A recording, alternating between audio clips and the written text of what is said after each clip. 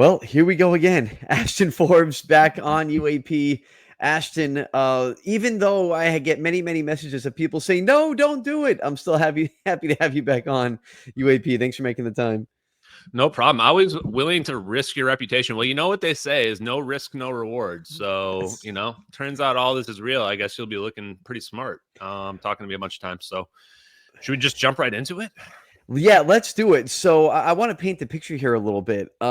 Literally, and this has never happened before because you just mentioned all the times you've been on the show with me, which I always appreciate because I know you do a lot of different media and videos and research, plus your actual job. So it's not like you have a ton of extra time.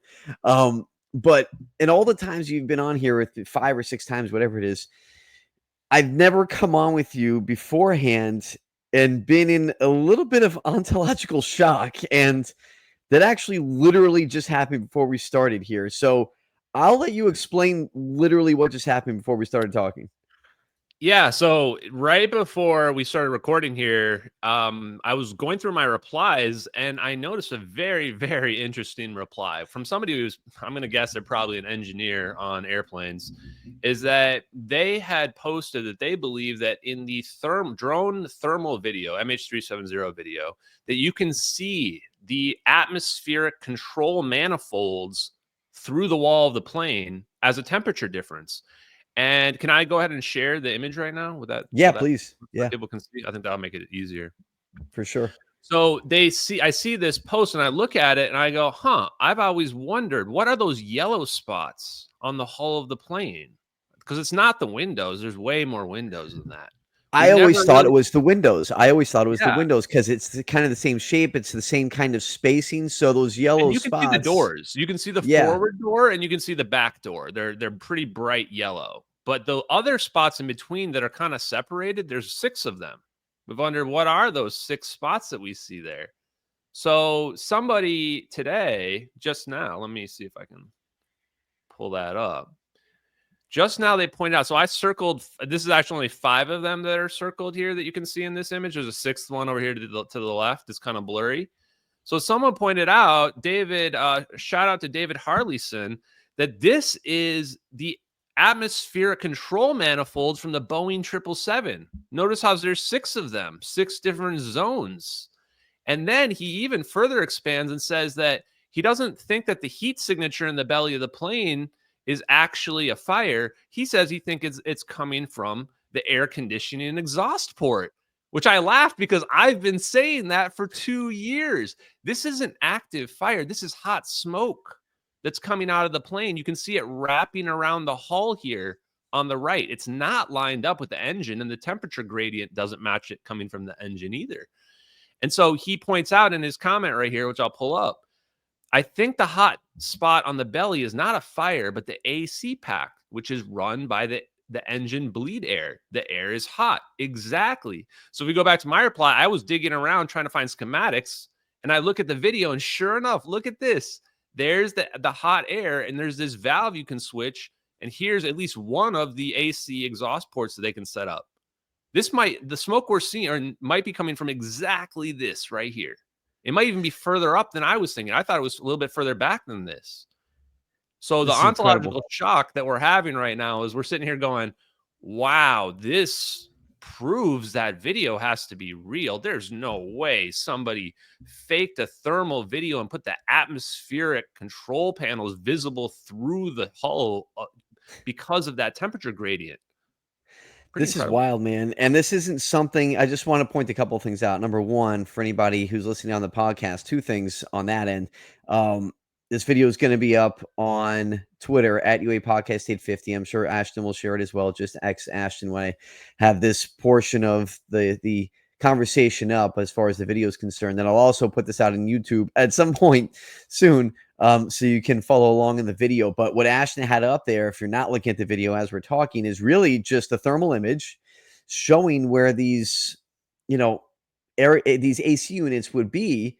And it lines up perfectly on the schematic of the same type of, Boeing jet, right? That Malaysian Airlines had. And so when you're talking about the possibility of the video being faked, which to this day is still hotly, maybe even more hotly contested than ever. now you have a video, the video that lines up with the schematic of the actual plane on where these AC units would be and where the hotspot would be because of the proposed theory of a lithium ion battery fire. Ashton, this is pretty wild. Like, this is new. This isn't contrived. We didn't come up with this, and Ashton didn't plant somebody in his replies to say this before we started talking. This literally just happened, and I got to tell you, I'm like thrown for a loop by this. Oh, you're muted. Sorry. This shows why there's been an active disinformation campaign to get people to not pay attention to the videos. Because the more you look at them, the more you learn, the more things just unravel. The more we find out, like in this case, oh, wow, the schematics of, I'd have to be a Boeing 777 engineer to even think about I didn't even know there were atmospheric control manifolds in the plane, but now it makes sense. Of course, that's how they distribute the air conditioning throughout the plane. Didn't even think about that, but there you go. So they really have done this effort of trying to make people, brainwashing people into thinking that you're looking at video games, or that, somebody just hoaxed these videos for fun for no credit and never made themselves available, even now later on. They want you to think that what you're seeing isn't possible there. And if you really think about it, though, you go, none of that makes sense. The story of the videos being fake makes no sense at all, because there's no such thing as even hoax fake military videos, let alone hoax fake thermal military video. And now we know to be Gorgon Stare military video, perfectly consistent with real military wide area motion imagery. So they had to get people to not pay attention to the videos because they were afraid desperately of the other thing that we uncovered this last week, which was Gorgon Stare. Yeah, I'm glad you bring that up. So we'll tie all this back around as we kind of loop through the conversation. But I want to ask you about Gorgon Stare. So, in all fairness, I had never heard of Gorgon Stare. I didn't know what it was. I'm not sure many people have heard of Gorgon Stare before you brought it up over the past few days. And the reason this came up, and I want to ask you about this and connect it, was Ross Coulthart. Of course, I think kind of everybody knows who that is. I'm not sure I need to explain who Ross Coulthart is. Journalist, Australia, News Nation, one of the biggest names in ufology as far as reporting goes. And he was asked about you in an interview and the videos, and he said he had it on good authority that from someone who works, I believe, I might be wrong, so you can correct me, but I think he said someone who works in special forces told him NGA, that National Geospace Agency is what he said. Thank you. And so they told him that basically the theory that you had come up with as far as the satellite imagery wasn't possible. It doesn't work that way. Therefore, the videos weren't real. And then the game kind of changed. No, but then he also added on too. He said that he spoke with Mick West, the number one, serial debunker, and that Mick West wrote an article in Skeptical Inquirer that says that there are cloud pictures available on a Textures website that were used to make the satellite video. Okay, so Ross Coulthart had his big day, super happy, took Ashton down a peg, and then what happened right after that? Oh, this could not have turned out worse for Ross Coulthart. This is like the meme of the woman pulling the watermelon back and then shooting the watermelon and having it come back and just blast her in the face. Literally just absolute total disaster.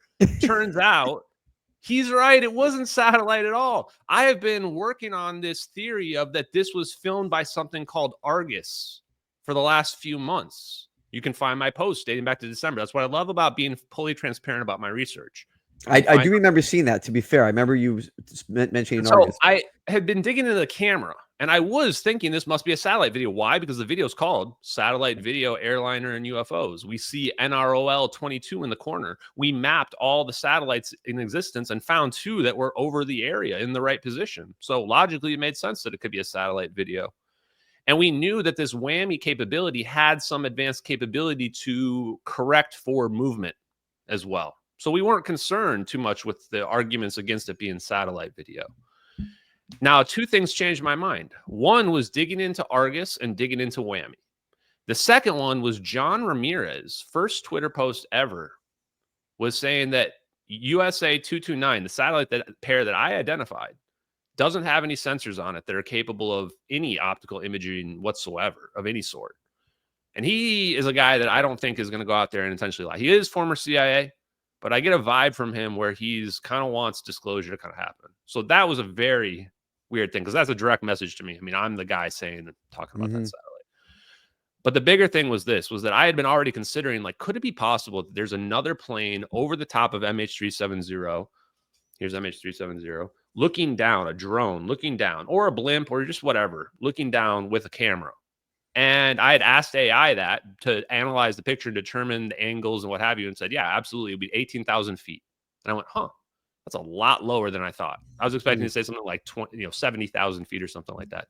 So I kind of went, maybe I'm kind of too all in on this idea that it's a satellite. Maybe it could be another drone.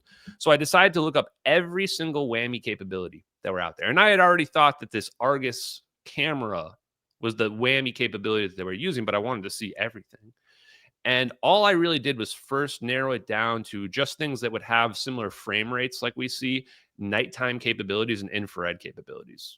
And right away, the AI pretty much narrowed it down to 3 different whammy systems. One called Angel Fire, that is an older system from I think the early 2000s. And then 2 others, Argus and something called Gorgon Stare. So Argus and Gorgon Stare had very similar capabilities. So I kept trying to figure out with the AI, like, how do I differentiate between the 2 of them? I'm looking through all the sources, and then boom, I find out the reason why they look so similar is they are the same.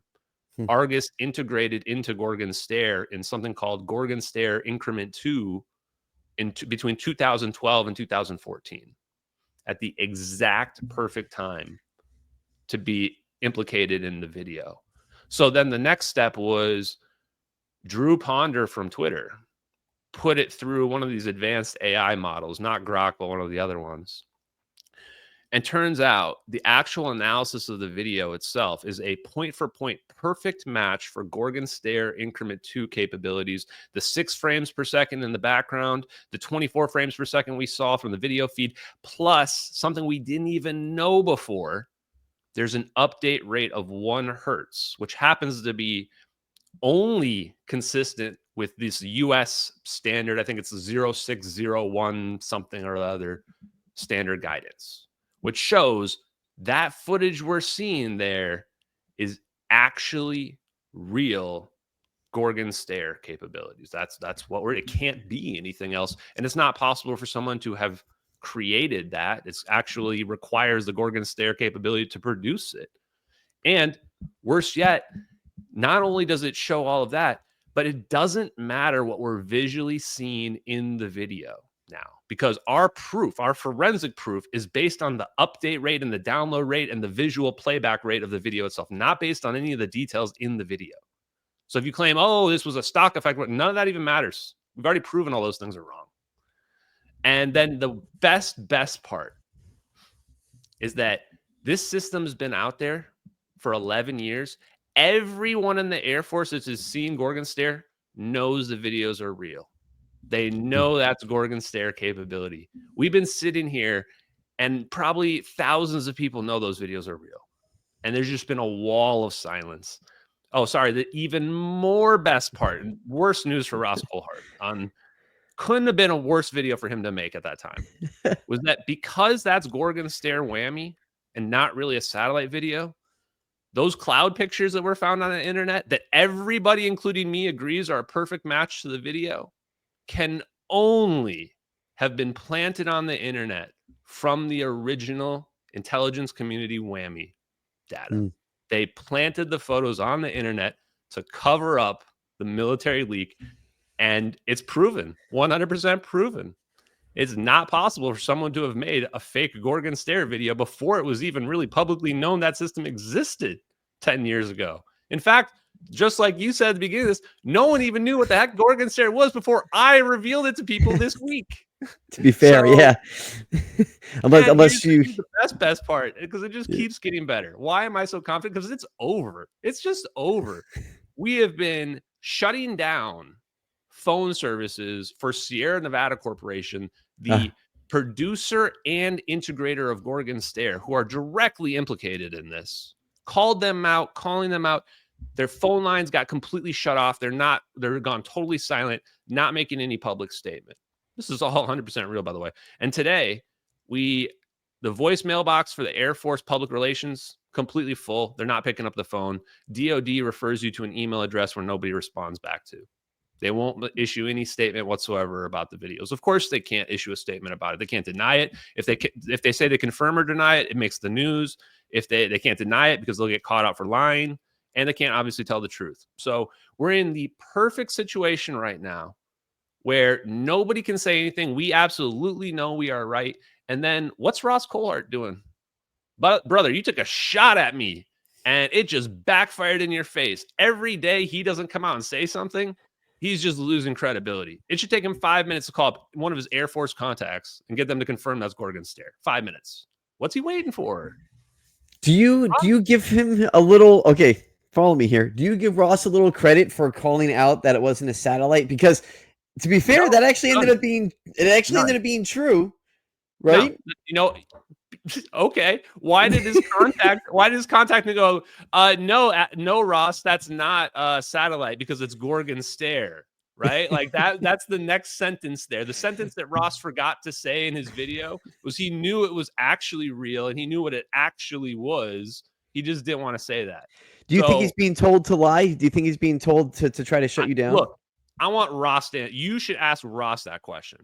Everybody should ask Ross Coulthart that question. Is he being paid to lie or is he just a useful idiot? It's one of the two at this point. There's no in between. Sorry, I'm just not going to sugarcoat it. Right? Like if Ross was a serious actual journalist, the very first thing he would have done right after I revealed this over a week ago is he would have contacted the Air Force, realized that it's legit right away and gone, oh shit, I screwed up. He would have retracted it. He would apologize to me and we'd be talking about the biggest story ever right now. No, all these people are protecting national security. All of them are. They all know it's legit. The only people that don't know these videos are real is the public, is you guys out there listening. All these UFO people, they all know the whole thing's a big scam. They know the whole thing's a big, they're all in on it, man. Every single one of them. Lou Elizondo, Ross Coulthart, Gary Nolan, Hal Puthoff, Eric Davis, every single one of the guys you guys look up to, they're all in on the scam. What is the scam in your eyes? What is the big picture? It's free energy. UFO technology is the scam. That's the thing they're holding back, right? What's the it shouldn't even take me to explain it. What's the national security issue? It's not aliens, guys. It's not aliens. The national security issue is we're not going to lose the technological war to China. What does Palantir say right off the bat? They say, we are going to maintain technological supremacy. Well, maintaining technological supremacy also requires hiding the technology from the public. That's what it requires. Because if you're not hiding it from the public, then China's going to get it. So what did they ultimately decide? They decided they're going to hide this UFO technology from the world. They're going to enrich themselves, make themselves billionaires at the expense of all of us, and slowly drip this out at a rate in which they determine that we have no control over, an unelected covert elite. People like the owner of Sierra Nevada Corporation, Erin Osman, and her husband, Faith. These people, they own a non-public company that the government is doing illegal spy operations through. Everybody knows it. They're so intermingled between having intelligence people in their company. None of their books are even publicly available because it's a private company. So we can't even find what sketchy shit they're doing. And this is how it's become just a straight up, like when you talk about the breakaway civilization, this is it. We found them. It's a mixture of these high-ranking government people who know about these UFO programs, advanced technology programs, whatever they are, and then the defense contractors that they are funneling it to, that they are working with, they are conducting illegal covert operations with, that include the technology, that use the technology. Okay, I want to just hit on something basic here before I get too far into the weeds. Let's talk about Sierra Nevada Corp. For anybody who doesn't know who they are, what they are, why are they a player in this? How would you describe Sierra Nevada when it comes to Gorgon Stare and why they would be interested in using teleportation technology to take MH370? So I got so excited when I saw the words that Sierra Nevada Corporation was the integrator of the technology and that they feed the technology to the Joint Tactical Intelligence Network. Why? Because what's my real job? My real job is healthcare IT database architect. One thing I do know is databases. And I know it very well because I build healthcare databases for hospitals and have for a very long time. And I build interfaces as well. So what I know is if those videos were passing through Sierra Nevada's servers, they are effed beyond possible belief. They are just done. If those videos touch their servers, they are legally donezo, because that is a straight up super illegal operation that has no possible justification, targeting a civilian airliner. And at a minimum, bare minimum, even if those videos didn't touch their servers somehow, even if they figured out the architecture and not legally have it touch them, they know the videos are real and they're not saying anything, which is criminal conspiracy. They know it is. They know that's Gorgon Stare. They know that's their footage, and they're not saying anything about it.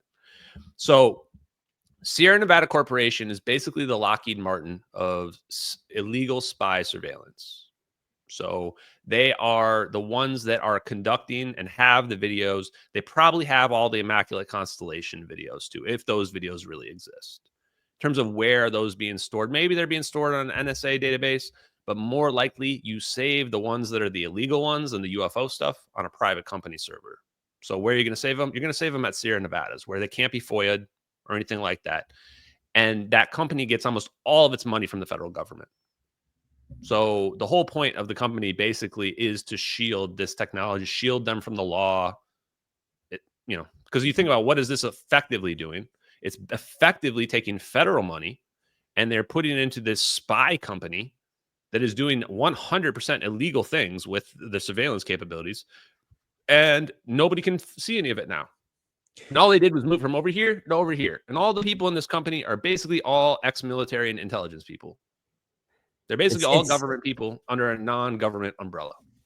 So it sounds like, Ashton, and you can correct me if I'm wrong in the way I'm kind of reading the situation, it sounds like in the case of MH370, if Sierra Nevada is actually implicated in what would be advanced tech to teleport this plane or transport it somewhere, using quantum physics or mechanics, that sounds like they would be a middleman for somebody, and they're just using Sierra Nevada's tech to make this happen?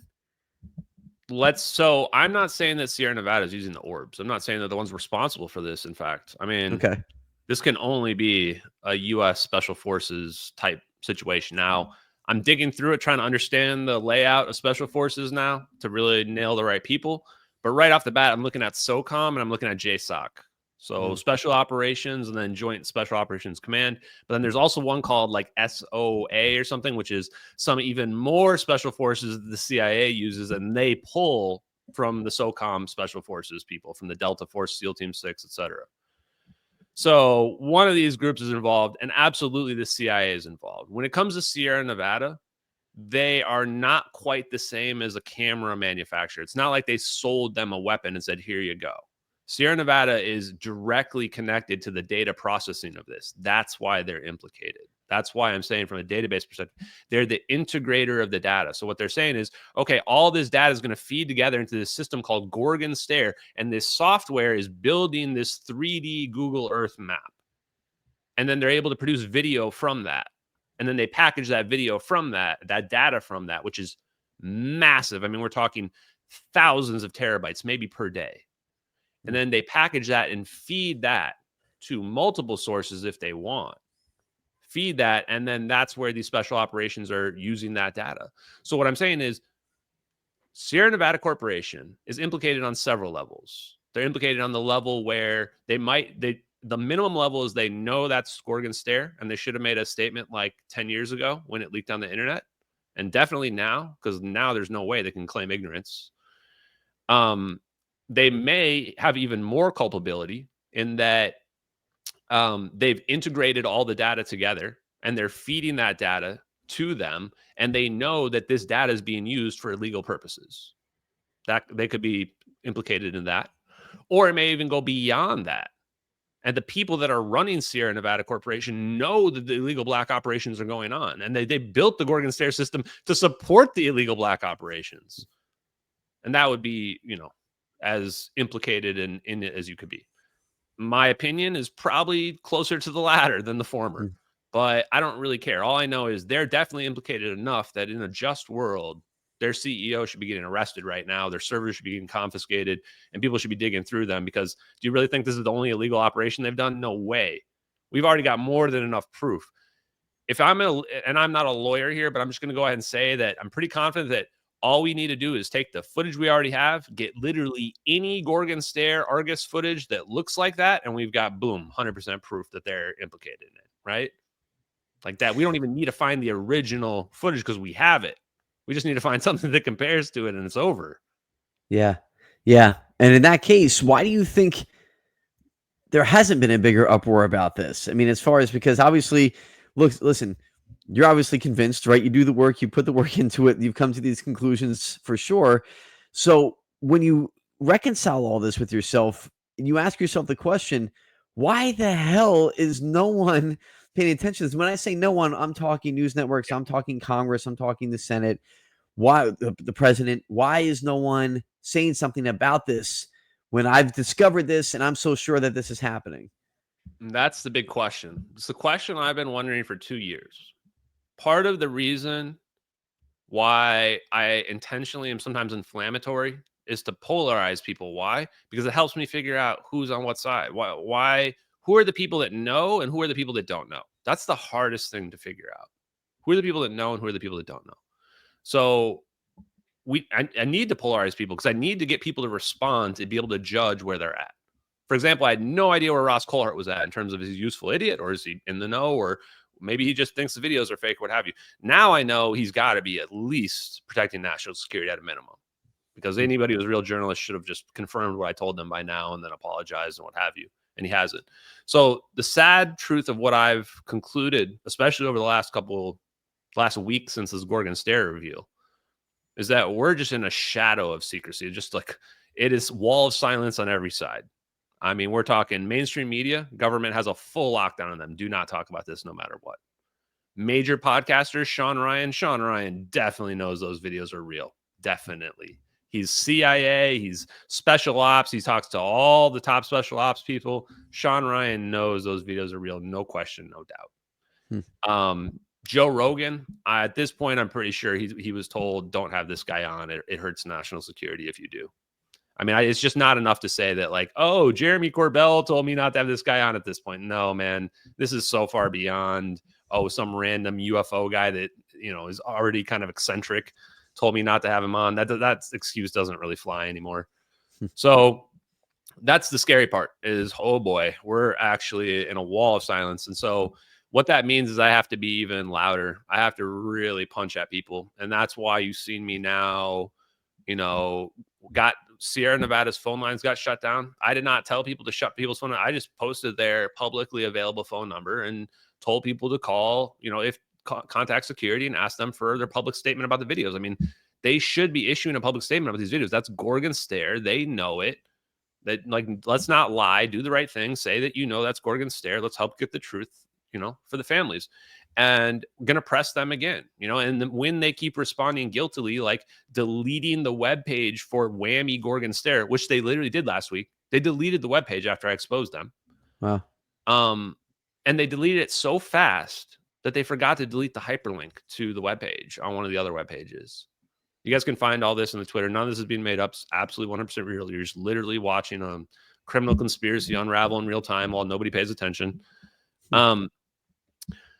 So I'm also told everybody today, contact the DOD and the Air Force, contact their public relations office, ask them, this is how it should be phrased.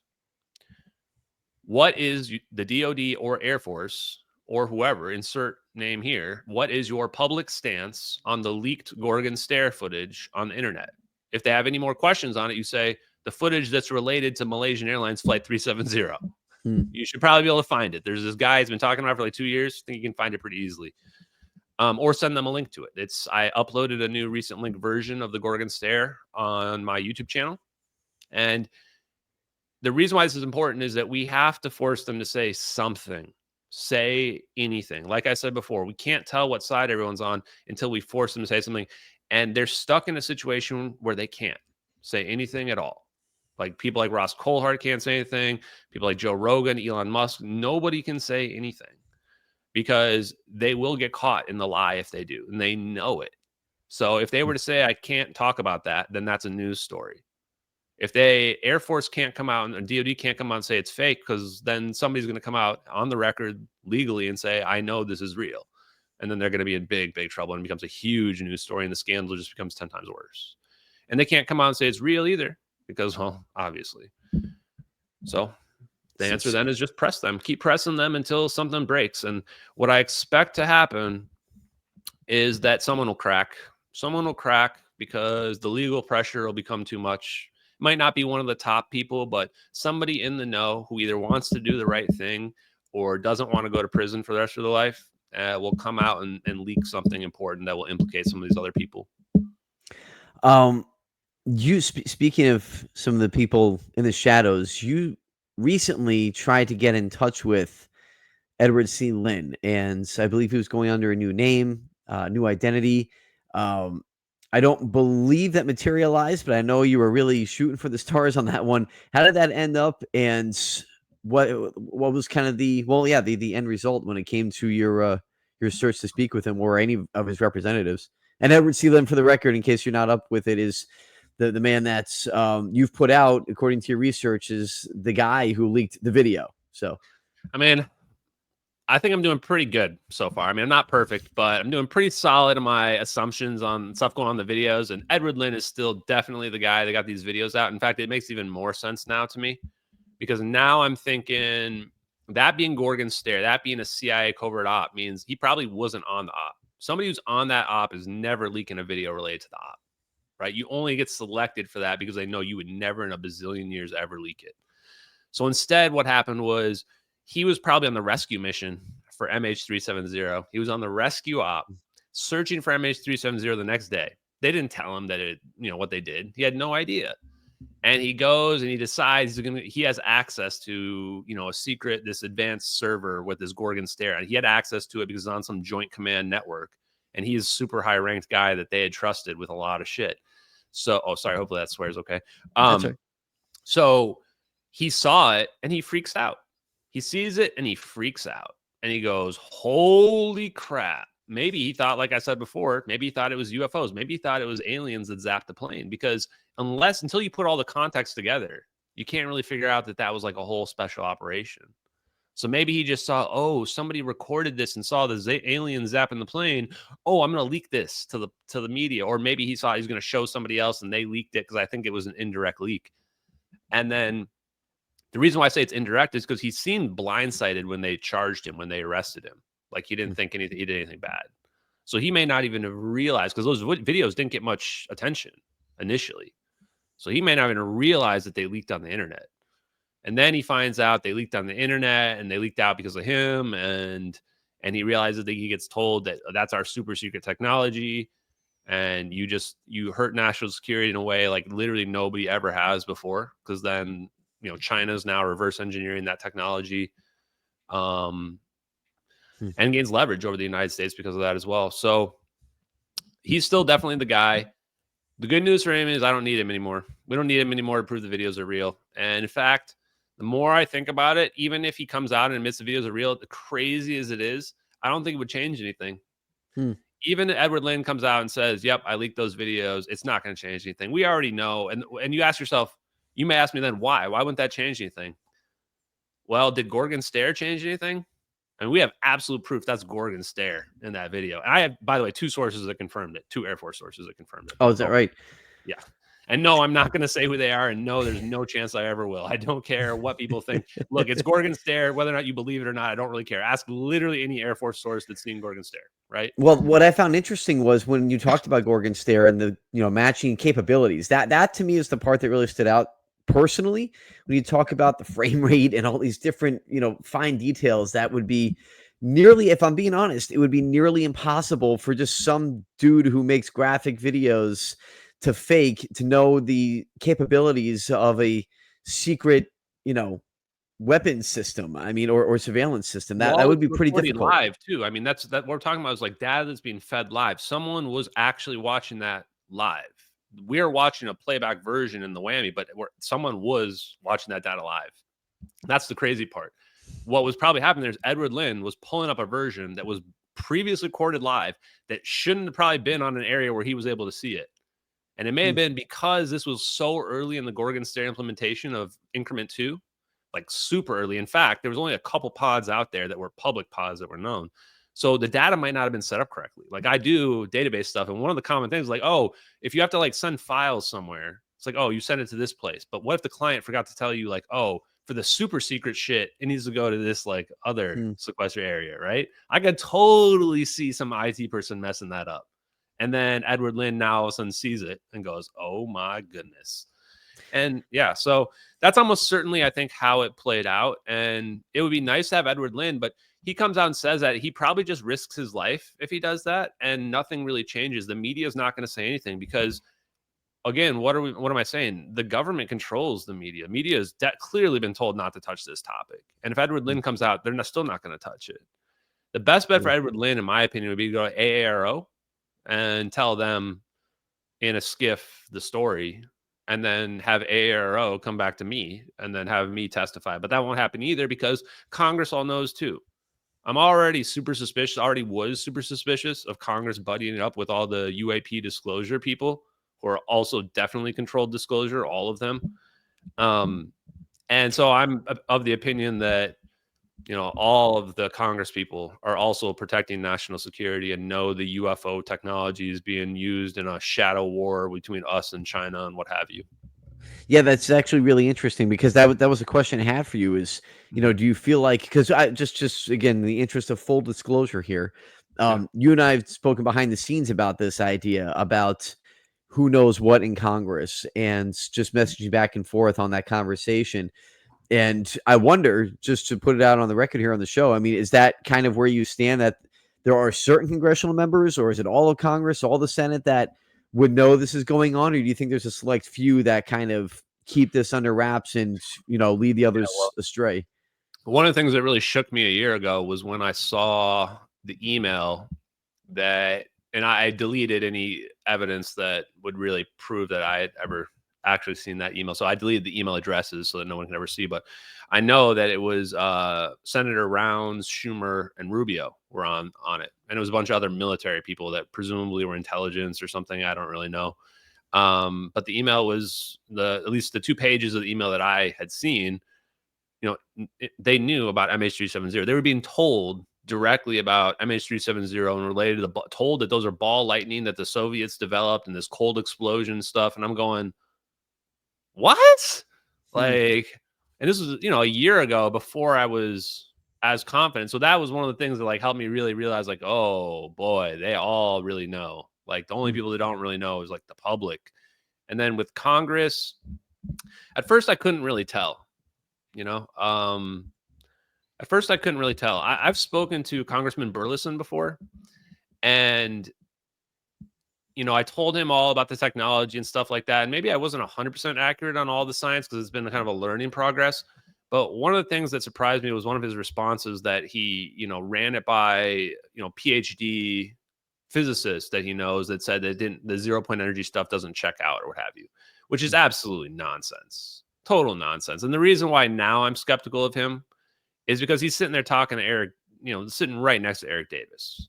And Eric Davis is the number 2. Like, I don't know if we're going to rank the spooks in terms of where they are in the ranking of covering up UFO stuff. But Eric Davis is definitely lying to people. I mean, he's lying by omission. He knows exactly how this stuff works. In fact, I'm going to go so far as to say right now, he's number 1 on my list for who I suspect figured out how to make the balls of plasma jam together to teleport something away.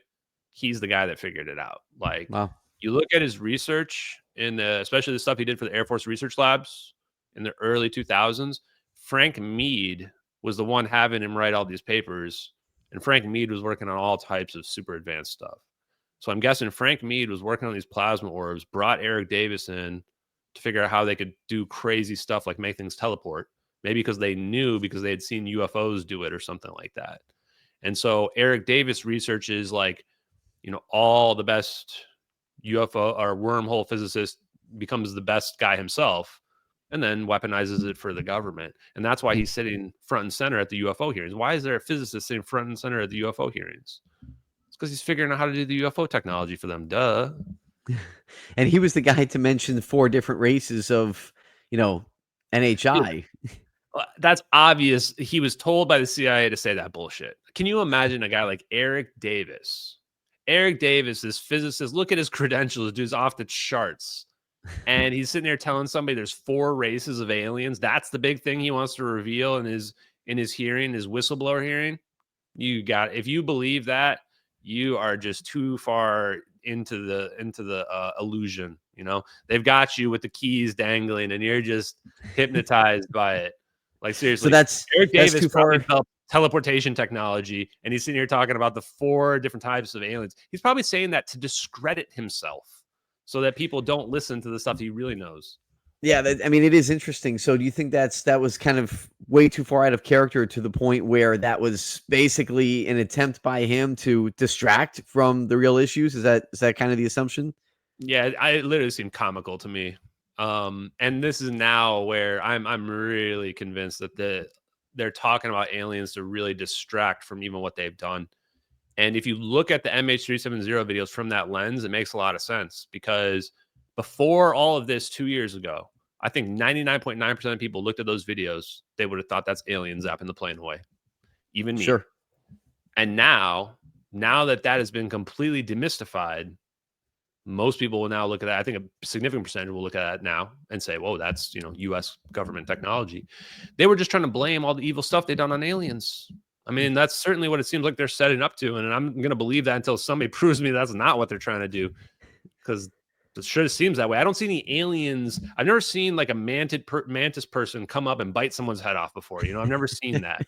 But I have seen the government do a lot of evil stuff and try to blame it on other people. It's fair. Actually, I want to go back to something you said earlier about speaking with some special forces people. And one of the guys that comes to mind is Robert J. O'Neill, who SEAL Team 6, it's reported that he had the kill shot on bin Laden back in, the operation to take him out in Pakistan some years ago. So I'm kind of preparing, I'm trying to do my thing. Okay, what do I want to talk to Ashton? I knew about 7 or 8 different things that I wanted to talk to you about, but I very much over prepare because I'm just super OCD like that. And so I'm like, let me scroll through and see what I've missed on Ashton's page here. And then I come across, whoa, hold on a second. Why is Ashton talking with Robert J. O'Neill, SEAL Team 6, got the kill shot on bin Laden? So what the hell is going on there? How did you guys end up talking? What has that conversation been like? What is even my life right now? I mean, my God, that conversation is going to be one for the ages. When we have a podcast and we're trying to set it up, I'm talking to his assistant actually right before this. I don't even know.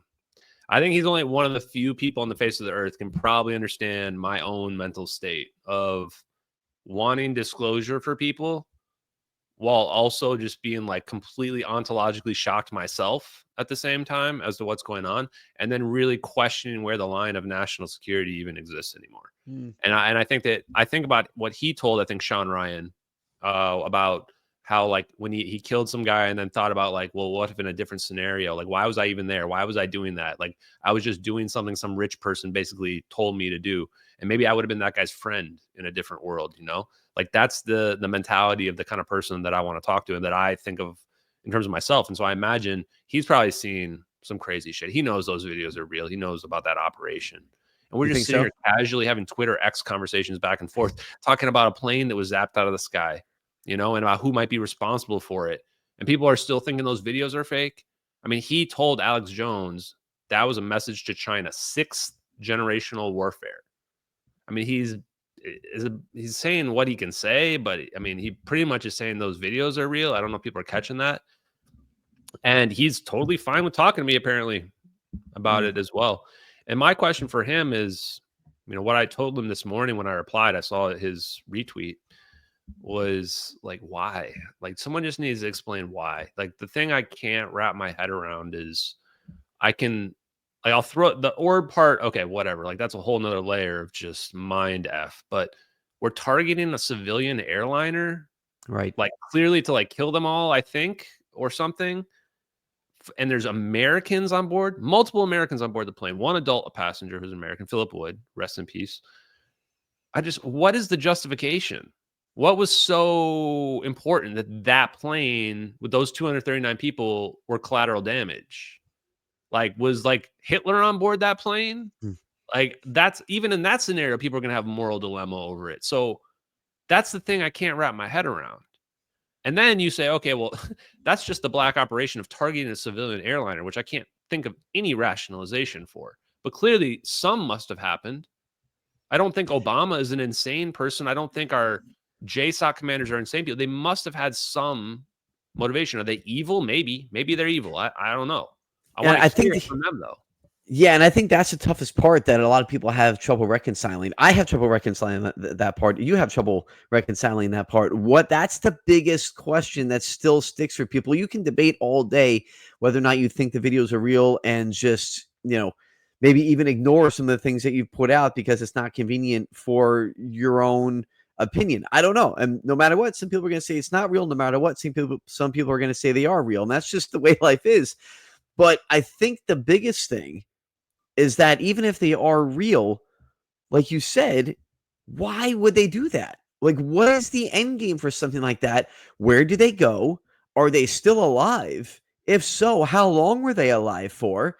If it is wormhole technology and they got to the other side of whatever the other side is, if it's Diego Garcia or something else, did they die instantly in that transportation or were they kept alive for a certain? Like, there's so many questions to that stem off from that, Ashton. And I think that's one of the biggest reasons why people have trouble believing this happened, because there's so many questions, again, let alone whether or not the video is real. It's just so many questions that stem from, okay, it's real, but why and then what? Yeah, and then, the best story that makes the most sense is that it was a message to China. And that's literally what Robert J. O'Neill told Alex Jones. It was a shot at China, knock it off. And I'm just going, what? To China? We're zapping a civilian airliner to message to China? Like, is that how these people are thinking? And so, I mean, crazy it is. The only thing that makes sense is what I've been saying, which is that it's got to be that these people, these engineers, were considered super high prio targets. And there's 20 of them. And so therefore they said, okay, 20 people, 219 collateral damage. Someone did the math or something. And they said, this is the only way we're going to be able to snatch these 20 people at once or something. That's the only thing I can come up with. Because here's the thing. I wanted to believe it was a rescue operation. In fact, you can find my old podcast where I thought that must be it until January of 2024. When we spoke about that. Yeah.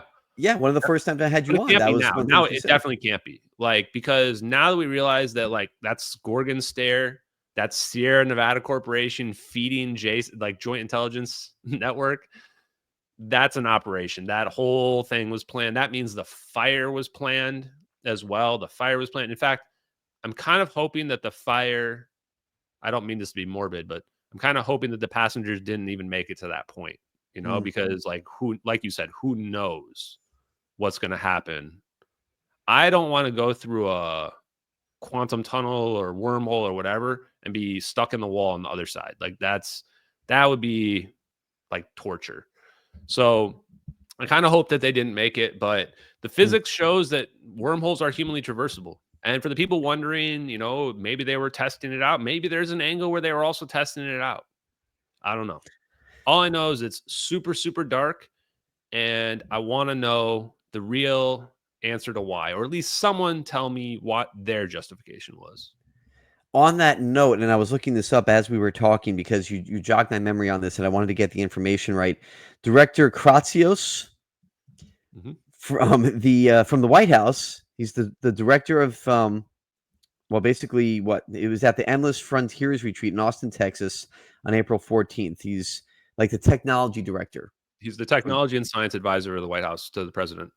So he says, and just remind people when this came out, because I know you saw it. I remember you commenting on it about a month ago. And so just a reminder, he said at this summit, and it turned a lot of heads. This is the quote: "Our technologies permit us to manipulate time and space. They leave distance annihilated, cause things to grow, and improve productivity." So what do we make of that when we put that together with what we're talking about right now? Is it that far-fetched to think that this is a possibility? Not at all. In fact, I mean, you have to start wondering, you really have to start wondering now if they're not responding to the fact that these videos are getting attention on the internet, right? You have to start wondering. That was a prepared speech that somebody had prepared, that had been reviewed and edited, those words, and it wasn't just like they threw those words in the rain. It was in context, is that we've like held ourselves back and we can annihilate distance. They're not someone saying a horse annihilates distance when it travels. Guys, they're not talking about cars and they're not talking about cell phones and the internet, man. It's not what he's talking about there. He's literally talking about manipulating time and space. That's what he's talking about. And then Trump also just a few days ago repeated the same clearly pre-prepared narrative that we have weapons that nobody understands, that we don't want to have to use, so don't make us use them, and that we are way far ahead of everybody. That was the long and short of it. And that we will essentially annihilate anybody who even messes with us or our allies. And I just want any adversaries that are listening, I am a guy that's exposing the United States government right now, my own government. Please listen to what Trump says. I beg of you to listen to what Trump says. The atrocities that we are capable of, based on what I know we've done and what technology we have, I don't even like to think about them. Like one example that's like a light example would be, imagine your country's state airline, like China Airlines or whatever. Imagine every single airplane in the sky disappears simultaneously without a trace and is never seen again. And nobody says anything about it. They're just gone, never seen again. Just imagine the kind of havoc and craziness something like that would cause. That's just on the light scale of what the people with this technology are capable of. Man, it is heavy stuff. I mean, if you just think about it in terms of a simple observation, we split the atom 80 plus years ago. I mean, and look at what we did at the end of World War II with Hiroshima and Nagasaki. So, I mean, it's not like we stopped innovating over the past 80 years. It's more than that, though, too, because it's not just that we didn't stop innovating, but we decided that we had to be the best. And if we have to be the best, nobody else can also come close or threaten us. So that means you're either with us or you're against us. And if you're against us, well, Palantir kind of says it best when they say, we're going to maintain technological superiority. They're going to do that.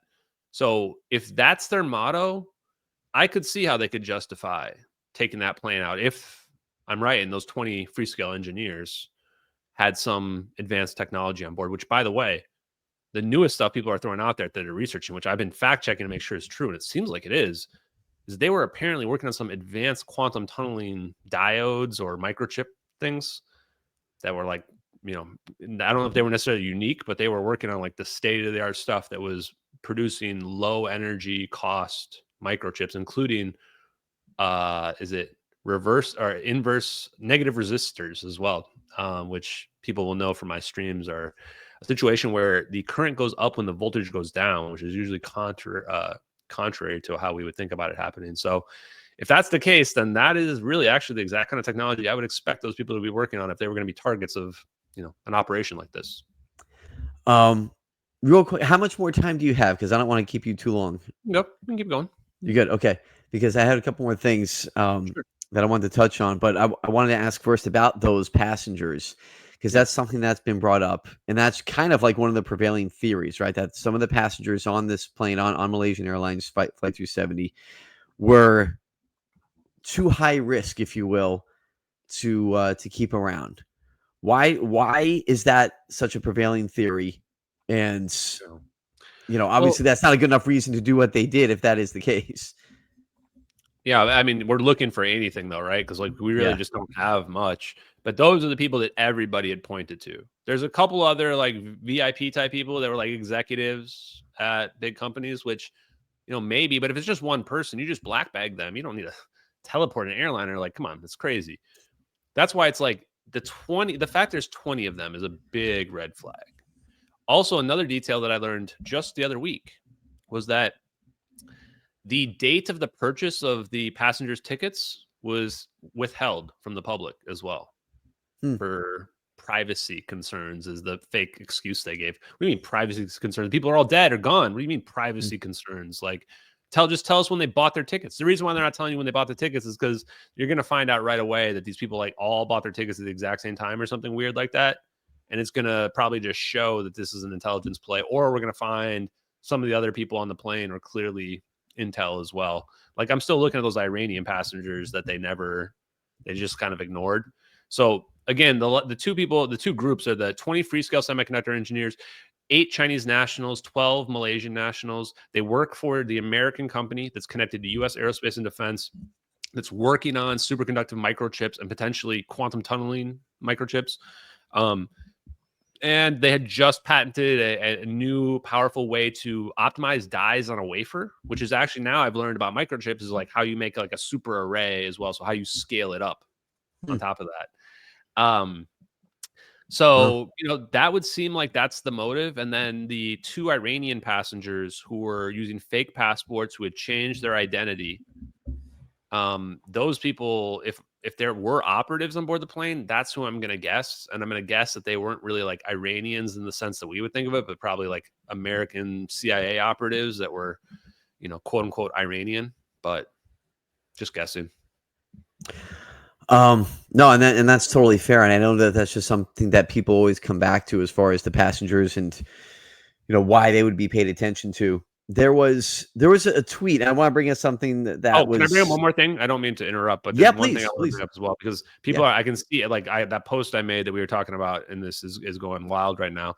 And people are asking, why don't, if we see the AC or the temperature, atmospheric control manifolds, why don't we see the body heat of people inside the plane? Yeah. So, yeah. You guys think you guys can get where I'm going with this? They probably are not alive at that point, would be my guess. And because I agree, the first thing I had is, why am I not seeing a bunch of people inside the plane if we're literally seeing through the wall and seeing this temperature gradient? I would think I would be seeing at least some blobs of people, but we're not, which tells me that plane had been in the sky for an hour and 20 minutes with toxic lithium-ion battery smoke flowing through it. Probably everybody was either unconscious or dead, sadly. So condolences to the families and the victims. Sorry, it's an interesting observation, and it's a fair question. And I mean, that would be the answer to it. Wow.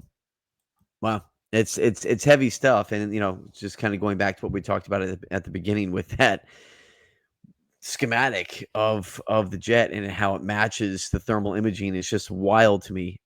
Pretty hard. It's hard to fake that. It's hard to fake that. I will see that right up front.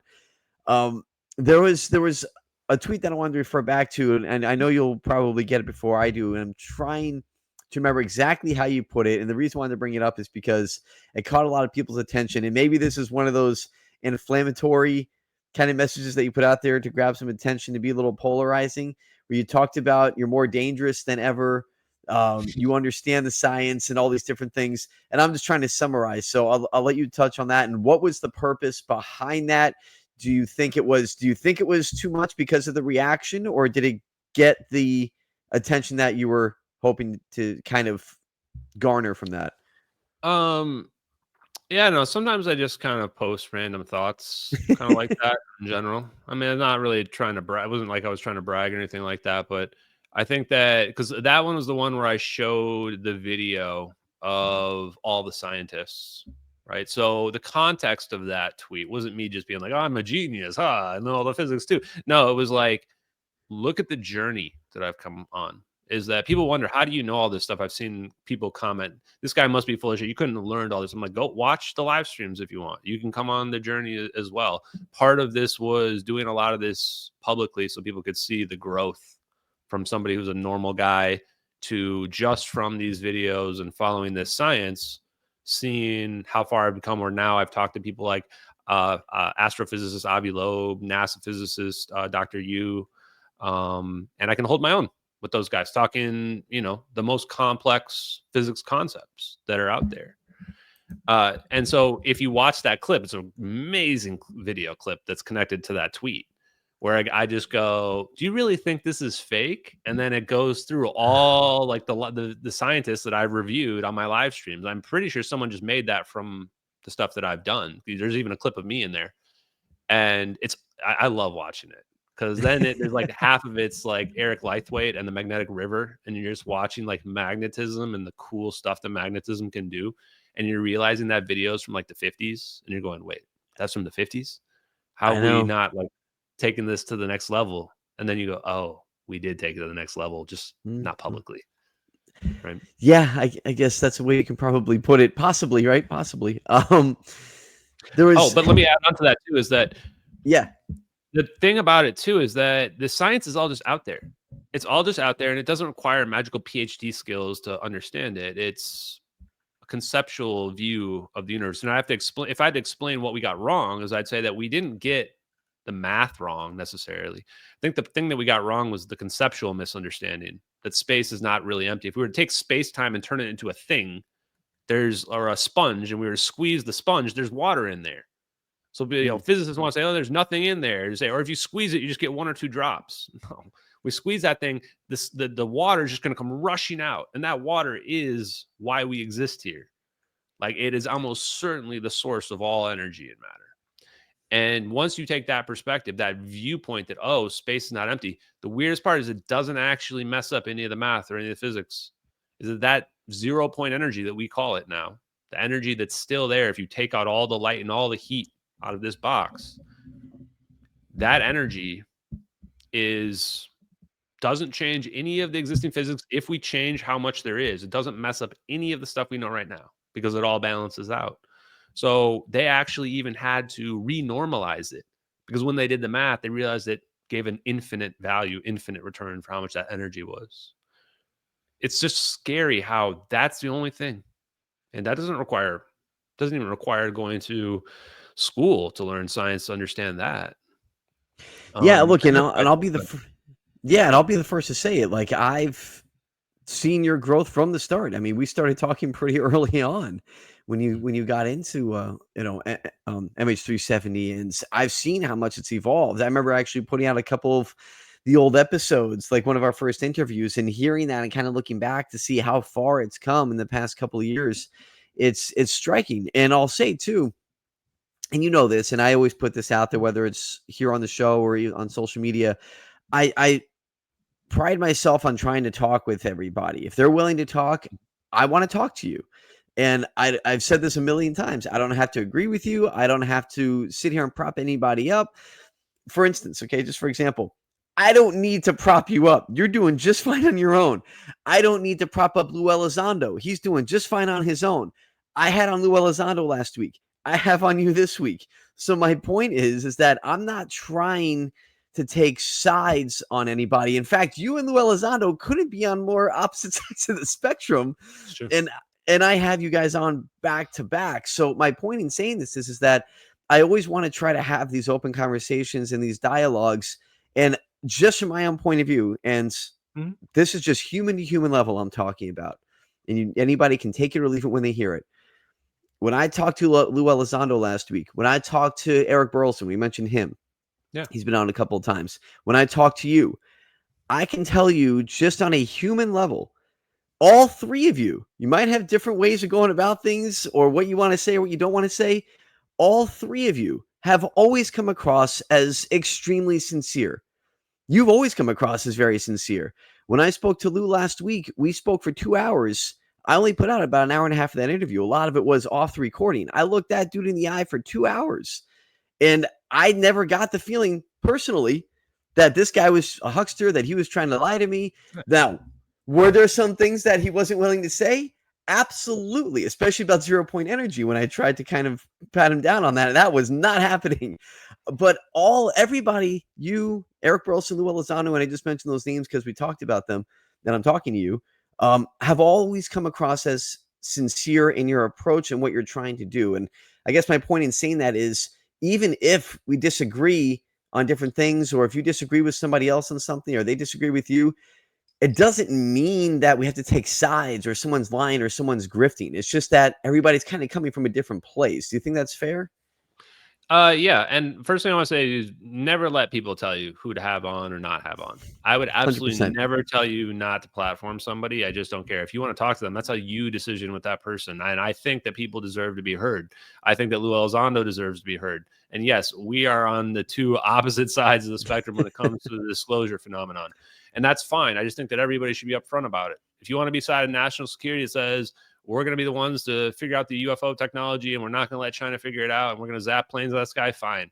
But let's have the conversation publicly about that. I think the part that I don't like is the deceit and the ignoring of that side of the conversation and then trying to focus it all on aliens. And it feels like that's intentional. Now, if I'm wrong, I apologize, but that's what it feels like to me. And with Congressman Burleson as well, I have nothing against him. I actually really like Congressman Burleson, if I'm being honest. And he does ask, he didn't just ask about aliens. He asked smart questions about negative energy, for example, to Eric Davis, which was the best question. I sent him a message saying, you asked an amazing question. And I couldn't believe that Avi Loeb shut down the question in the middle of him answering it. So I have nothing against those guys. And I would love to talk to them personally, actually, as well. But I see that there's this incompatibility that we are just, we would be friends, I think, and in the normal world, but we just have objectives right now that are not aligned. I think that's the best way to put it, is the word you just used. I think you nailed it with having different objectives. I think that's probably the best way to put it. On that note, do you get worried, Ashton? Like some of the stuff, and I've asked you this before. I think I asked you a couple of years ago, and this was before things even ramped up, even within the past week, let alone a couple of years. When it comes to Sierra Nevada, this big corporation, when it comes to technology like Gorgon Stare, that is top of the line stuff that they wouldn't want to get out there. And if you really have cracked the code on this, if you are now, again, as we're talking, putting out incredible circumstances to consider, and I say that in the kindest way I can. I'm trying to be objective without saying proof that you're putting out proof, but you're putting out, these images that are really, really interesting to consider about the cabin and how the thermal images match what's in the video and the schematics match. So you have all this stuff out there. Do you get worried that, you might be onto something here, but also you might be onto something here and someone doesn't want you to be onto it? Yeah, no, definitely. And now, I mean, I'm definitely past the line of, can't pretend like we're not putting ourselves at risk anymore. When you're poking the bear, Sierra Nevada Corporation, privately held corporation, managed by a lot of spooks that, they've got a lot of money, they've got a lot of connections, they got a lot of power. Apparently they have access to orb technology and teleporting things as well. What I'll say is this, is that I'm super glad Donald Trump won, because if he didn't win, I'm pretty sure it's not looking good right now for me. Just saying that, because I think that I've just been, and I'm not trying to make this a political thing, but I've been connecting names behind the scenes, and a lot of Obama's cabinet people that were connected to this also were then in the Biden administration as well. And I think that Trump is trying to get some of this stuff out, but at the same time, I'm not saying that like Trump and his team is, innocent in all this as well. I think there's enough blood on everybody's hands, or whatever you want to say, behind the scenes. And so really the conclusion is, well, why haven't they killed me yet? I don't know. I wonder about it a lot. And the only conclusion I can come to is that I've probably been I probably have been talking to like people that are CIA or connected, and I just haven't even noticed it in some cases. They've been watching me probably. And also, I think that whatever I'm doing, they must want some of this out. Like, for example, what did I say at the beginning is that the only people that don't know is the public. If China already knows, if Russia already knows, if they've already reverse engineered and that technology is now obsolete now in 2025, maybe it's not that big of a deal anymore. Although the bigger thing and the bigger concern would be the Sierra Nevada and like like war crime, or, crimes against humanity that we were committing against that plane. So I don't know. I think that at this point, the only thing I can really do is just keep pushing forward. And I'm not going to have any regrets one way or another. If they do something to me, it'll Streisand the case. And then hopefully, it'll get media attention. Well, hopefully all is well. Do you feel like, I hope so.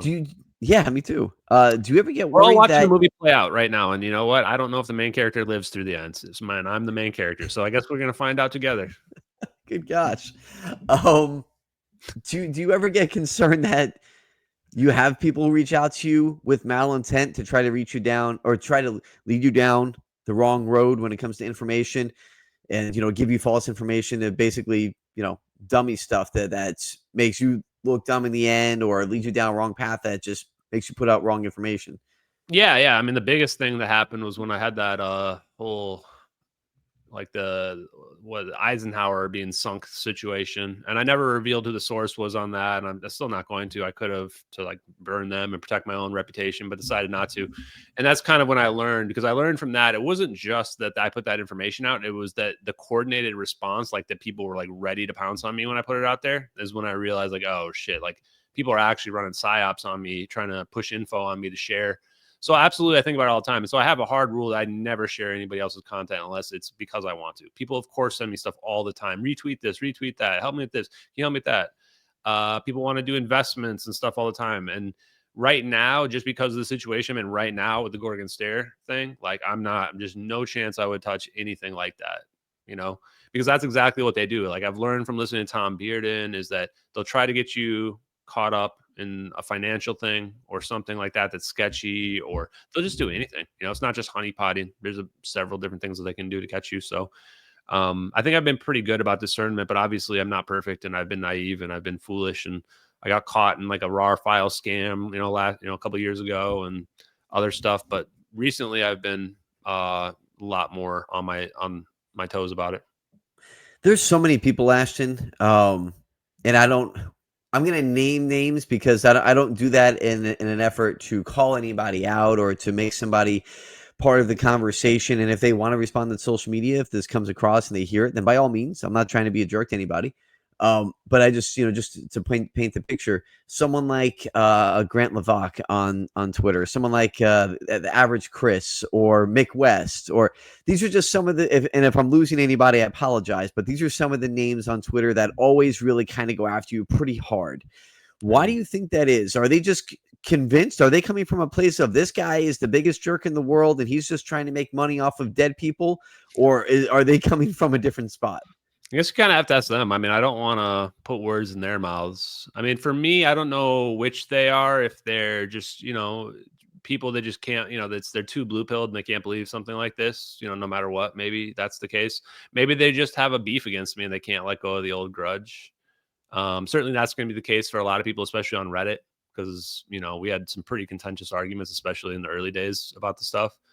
And then there is an angle where some of these people, I don't really think a lot of them, but maybe some of the people out there are like disinfo people. For the most part, though, I think they just use bots for that. So I think a lot of what you see out there is either like a combination of jealousy or pure disbelief or unwillingness to believe. It'll be interesting to see how they respond. Given the newest evidence, the Gorgon Stare, which is really just undeniable. The Gorgon Stare is totally undeniable. In fact, I've already reached out to the Skeptical Inquirer's legal team and told them that they should delete their defamatory article about me and about the videos, saying that they think it's cloud images from the internet. It's literally Gorgon Stare. And so I've legally informed them that it's Gorgon Stare. They can check with the Air Force and they can confirm it's Gorgon Stare. And when they do that, they should delete the article, issue an apology. They should drop Mick West from Skeptical Inquirer, and they should apologize to the MH370 families, even more than apologizing to me. And I think that they'll do that because they'll find out that it's actually Gorgon Stare. So how these guys respond to just being proven abjectly wrong and being toxic trolls for the last 2 years of their lives attacking me when I've been an honest guy, that'll show their true character, in my opinion. And I guess we'll all see and watch. A couple more before we go, because we both got to kind of get going here at some point. But it's just a wild conversation that I'm. You have great questions. So that's one of the reasons why I like talking to you. Yeah, absolutely, man. I appreciate that. When we talk about just kind of like the overall situation, you said something that caught my attention earlier, where we talk about maybe this is obsolete. As insane as that sounds, that teleportation technology with flying orbs that would create a wormhole could be obsolete. The video, the purported video, maybe I should say, is from 11 years ago. Like that's the fact at this point. So if that is old technology, like let's just compare it to an everyday item. Like, we hold up our phones, right? Like if we had an iPhone from 2014, it's nowhere near close to an iPhone in 2025. So what could they have now? If again, just speaking objectively here, if that video is real, that's real technology that we saw, what else could we have 11 years later? It's funny. I've been expecting that to be the next thing people ask me. Like after people start to come to terms with videos, everyone's gonna be like, Ashton, what do they have now though? Right? What do they have now? I'm gonna go, oh crap. Now I'm gonna become one of the grifters who's always just like making something up to so I mean, this is why I said like that's why I did the warning where I said like the minimum they can do is just make every flight disappear, right? Because then all they need is just 1,000 of those orbs, no problem, right? But what if they've made something that's even more powerful than that? This is all speculative, obviously. Nobody really knows the answer. But here's the thing about it too, is that it's not just the orbs. There's an AI guidance system flying those orbs around as well. So now we're talking, wait, they had AI in 2014 that was good enough to fly orbs around a 3-dimensional environment, like well beyond what Elon Musk is doing right now. Oh, okay. If that's the case, then did they have like super AI intelligence? Did AI help them figure this stuff out? Because it helps me figure some of this stuff out. And now I'm sitting here wondering, like, okay, is the whole world a prison and there's a super AI that's like controlling everything already? Are we already in a Skynet world? That's if I'm looking at 2025 and what I'm afraid of now, that's what I'm afraid of now. I'm going, it's probably not even about the technology. Technology is probably inevitable. It's probably about like what's the next super intelligence and the next evolution of humanity, post-humanism. That because the technology they've been hiding, the orbs are, I'm going to reiterate, they're 100% free energy. By free energy, I mean fusion, fusion at low temperatures, very, very low temperatures, low cost to produce the energy, and getting huge over unity. They might be able to achieve over unity levels far, far higher than 10. That's Q factor. And Q factor of 3 is like what fusion is trying to reach right now. And those orbs from 10 years ago may have been multiple times higher than that already at that point. So they've already 100% cracked free energy as we would think of it, floating ball plasma with no physical confinement. And they've also figured out transmutation as well, because once you got fusion cracked and you can just form any element you want, you also have transmutation now. So what's going to happen, what the real implications of the technology are for the next 1,000 years is the end of all scarcity on planet Earth. As in, we don't care about solar power anymore. We don't even care about the energy from the sun anymore at all. We don't care about any fuel sources and energy sources we use now, because we'll be able to draw as much energy as we need from empty space, the quantum vacuum. So essentially, it's the idea that we figured out how to create a utopian society, and that's why they don't want to do it, because utopian societies don't make money. Yeah, I mean, it's more complicated than that, but that's certainly one of the major factors for sure. I mean, and how do we get to that utopian society from where we're at right now? And they decided, okay, this is where we're at right now. This is where we've got to get to. We're going to have a plan. We'll call it slow drip disclosure, right? This is what I say. The slow drip disclosure is where we're going to get to this point. We're just not going to do it all at once. We're going to do it a stepwise process. That's what Lou Elizondo, the UAP Disclosure Fund, all these people, that's what they're all doing, because they're all spooks. They all know what's going on with this. And the part that I don't even mind all that. The part that upsets me about what these guys are doing, like the Chris Mellons as well, is that I'm almost certain that their wealth, their generational wealth, comes from exploiting this knowledge. That their fathers and what have you, they've been exploiting this knowledge to make themselves rich at the expense of all of us. The real question is, do the people that are billionaires out there right now, do they even deserve that wealth? How many of them really deserve it? And how many of them have actually just been taking advantage of the fact that they know super advanced technology exists? Therefore, they basically can predict the future. They know which companies are going to succeed and fail. And by the way, you mentioned this earlier. You used AI to confirm the Gorgon Stare capabilities, right? Like you matched up with AI. This isn't like Ashton's just saying this. I just want to reiterate that you used AI to check confirm. it out. And people did they used their own AIs to confirm it multiple times. I even took the analysis. It wasn't me, it was Drew Ponder that did it. If you guys want to check out his analysis on X, he used, I think an advanced version of ChatGPT, 4.0 or something. I don't know what it is, but I confirmed it with Grok myself, and every single point matches point for point exactly Gorgon Stare's capability. His response from the AI was so convincing. This is where I was even convinced me, which is that it had found that additional detail that I didn't even know about. And then it had also said that it was such a perfect match that it literally couldn't even be any other whammy capability, that it had to be Gorgon Stare or a system that was an exact replica of Gorgon Stare, like some other iteration or version of Gorgon Stare. And I just went, holy, I mean, that's conclusive. I mean, how can anyone refute that? And then the real kicker for me was when I was going back through my old pictures, because I had decided with the Gorgon Stare thing, I didn't need the leverage I had with the email about Marco Rubio. I was like, I'm just going to post this email because it wasn't even that crazy now in content, compared to what we have now. It wasn't that crazy. So I'm like, I'm going to go find that. And all of a sudden I find this message that I had saved, which was from a tweet, DM that somebody sent me. That was somebody that I had considered credible from other information, but I didn't understand the context of this message they sent me. And it was from a year ago. And it said, I showed this to my Air Force, a bunch of Air Force people, and they told me it's drone footage, but it's an older version. And at the time, I had no idea what that meant. I thought they were talking about the thermal drone video, and I didn't understand what they meant by older version. And now when I saw that again, I went, holy shit, they showed them the Gorgon Stare. The Air Force people knew it was Gorgon Stare, but it was Gorgon Stare Increment 2, which was one of the older versions in 2014. And now they have Gorgon Stare with like 30 FPS versus the 6 FPS one we were looking at there. And I just went, oh. And one of my other sources, I don't have to dox them, but they worked at China Lake, which is where they test all the drones and the surveillance capability as well. And they've seen like every version of Gorgon Stare. And they said, no question, no doubt, that's Gorgon Stare in that video. So anyone wants to peer review it, anyone wants to talk to Air Force person, get them to go on the record, let me know. Wow.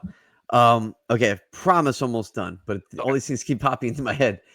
There was a video that you put out, I don't know, maybe a year or two ago, and I've been curious to get your thoughts on it. It was a message that somebody had sent you, basically kind of encouraging you to go on with your investigation, that you're closer than you think. If you could summarize that and kind of give your thoughts on why you think that was a real message that somebody sent you and it wasn't one of those things trying to lead you astray, because it was very specific and it was very cryptic at the same time. Yeah, and because it was specific, it was cryptic, it was encouraging. The encouraging factor was probably the biggest reason why it's not a troll. Somebody that's trying to troll you, get a rise out of you, doesn't try to encourage you. That's not what they try to do. They'll try to trick you into something. But that was more of just like, and actually even it admonished me for the Miami Mall aliens incident, which was at the time my number one tweet. Not anymore, thank goodness. The videos are in my number one tweet. But at the time, this stupid story about the Miami Mall aliens, which was totally fake, was my number one tweet because everybody was riding it. And this person was super upset about it. And clearly they were mad that I had moved away from the MH370 video content and was now diversifying out and talking about other stuff. And it kind of makes sense because I really hadn't figured out at the time what the technology was, what the orbs were. I had no idea. And the video not only explained the orbs and the technology in a way that made sense for how they could have discovered it and figured it out, which now I think is exactly correct, that it took off in the quantum computer era of the early 2000s and got to the point where we see in those videos. But they also put together the story of the plane, the fire is connected to the orb event, that the whole thing is a CIA operation, start to finish. And that at the time was not something, it was something that I had considered, but not something I put a lot of weight into. But the way they kind of sold me on it is kind of the same reason why at the beginning of this, we said, what's the reason why they do it? The main thing to understand why that's an operation start to finish is you have to understand why you would do something this to begin with. And you realize that this is something bigger than one person on that plane. This is like a state message to another state. This is big players coming in, and we're just little ants and we're getting swatted without even realizing it. And that's essentially what the letter was saying. And at the end, I think the thing that really drove it home that I'll probably never forget, I'm just going to paraphrase, it says, this is what I want to leave you with. Like, how do you stop somebody who has unlimited technology, can make towers disappear into dust, whole cities get burnt, abduct a burning Boeing 777 midair. Somebody who, when needed, has full control over the media and crafts a perception of events and has the whole world eating out of the palm of their hands, says, after a lifetime in their service, I think I know the answer. You talk about them and you don't stop talking. Even just saying it, repeating it, it gives me goosebumps to think about. Because what did that person realize that sent that letter to me? They realized there's absolutely no way the media will ever touch this. They're never going to touch this story. They're controlled by the government. Everybody's controlled by the government. So how do you expose them? You talk about them. You do the exact thing that I'm doing right now, which is that you expose the people that are implicated, that can't do anything back because they know they're implicated. They can't respond because they know they're implicated. And you just raise awareness to the point where it's so awkward they have to say something. So we're doing it. So I think the letter is real.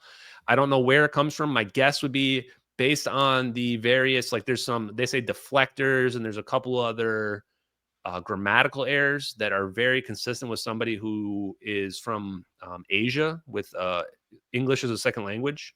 So maybe it was China helping out, maybe Taiwan. I don't know. Interesting stuff. I'll get you out of here on this. What's that moment for Ashton Forbes where, just to draw a comparison, not that I'm calling you Thanos, but just to draw a comparison, like at the end of Avengers, where Thanos has that moment where he sits back and he's like, I'm done. My mission's complete. What is that moment for you where you say, I don't feel like I have to do this anymore because I got to where I wanted to be finally with this, and this is exactly what I've been trying to do? I can see that moment. I can see the light at the end of the tunnel. That moment is when the United States government says something that implies that those videos are real. The moment the government says anything that implies those videos are real, because there's a lot of different wording they could use. I don't have to do anything anymore after that. The moment that happens, how this is going to play out when if I'm right and the dam does break, the wall of silence cracks, it's going to be like a flood. Everyone's going to want to talk about it all at the exact same time. Every single mainstream media will talk about it at the exact same time. They will start to craft a narrative themselves and try to push me out of the narrative, most likely. And everyone who was silent will now all be inviting me on their podcast. Everyone will be pretending like they were all supportive all along. It'll be like nothing you've ever seen, honestly. And so that's why I think that's what it is. And at that point, then I don't need to spend any more effort trying to convince anybody of anything at that point. At that point, all the evidence will all be out there. People will just have to look back through my highlights on my Twitter posts, etc. If they want to see all the stuff. And then I'll focus on, turning this into something that helps humanity in the long run. Fascinating stuff, Ashton, to say the least. I just want to thank you again for it, because we didn't really plan on a time. We didn't say, hey, 45 an hour. It's an hour and a half now. And to be honest with you, this has really just been a lot of like riffing back and forth. I think you wrote down like 3 bullet points on my phone, and the rest of this has just been like discovery discussion. And I've enjoyed the back and forth, and I really appreciate all the time that you allowed us to have here tonight, because I know we're both busy, and I'm glad we got to take some time out to talk about this. It was educational. You too, Stephen. Thanks, Ashton. Talk to you soon. You too.